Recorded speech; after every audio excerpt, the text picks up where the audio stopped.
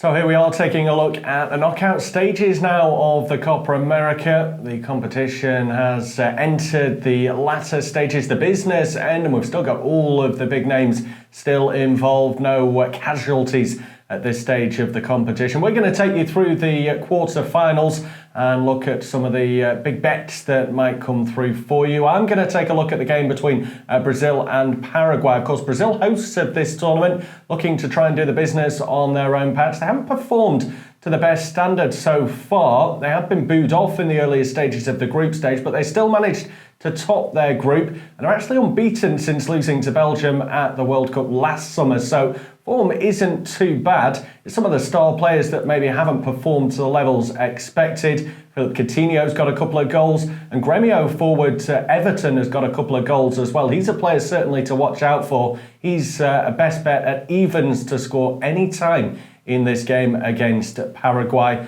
I think a player certainly one to watch out for as the tournament progresses, and potentially one maybe in for the Golden Boot as well. Paraguay, they finished third in their group, went through as one of the best placed third sides in the group stage.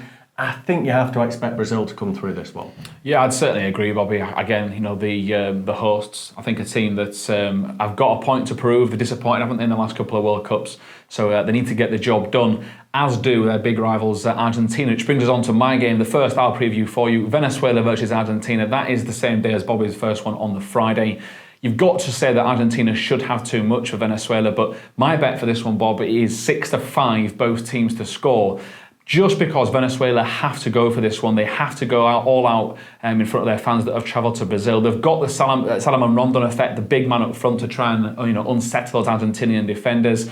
The downside is the couple of 0-0s they've had that might put a few of our punters off, but don't be afraid of that. They have beaten the likes of United States and Bolivia by a good few goals.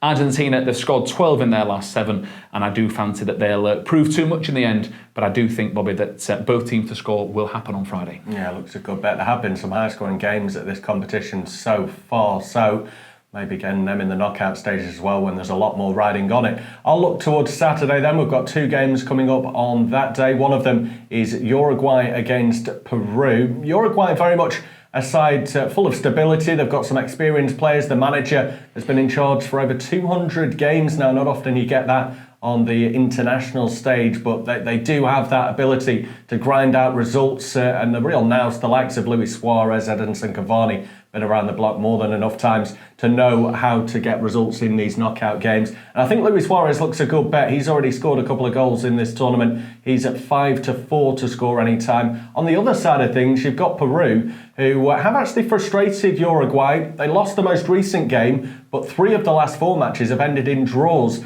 And those 3 games that have ended in draws have all come in the Copa America. Peru winning twice on penalties. So you certainly can't rule out the Peruvians for this one. And their striker, Paulo Guerrero, has scored previously against Uruguay. He also scored at the World Cup last summer. He's at 10-5 to score in this game as a best bet. What's the other game you've got, Tom? The big game for me, Bobbie, is this one. Colombia versus Chile. And I think it's going to steal the headlines this weekend on the Saturday. Colombia are a team that I think naturally in the last 6 or 7 tournaments they've been in, they take their time, they get clean sheets galore. They've had a number of them in the last few weeks. They've got 6 wins in their last 7 matches, and they only conceded in one of those games to Japan, which was a friendly a few weeks back.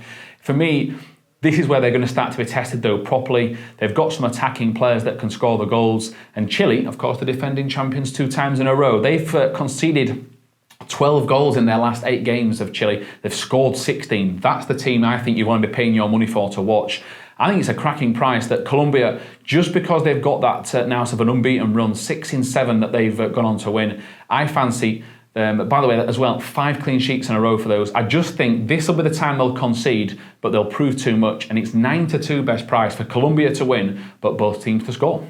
Well, that's our look at the Copa America quarterfinals. Of course, we'll be back in the later stage of the tournament as well, looking through the semi-finals and then to the showpiece, the final as well, talking through who potentially could go on to win this. Thanks for joining us here again with our review of the tournament. Make sure you do follow us on social media and on YouTube as well. Hit that subscribe button.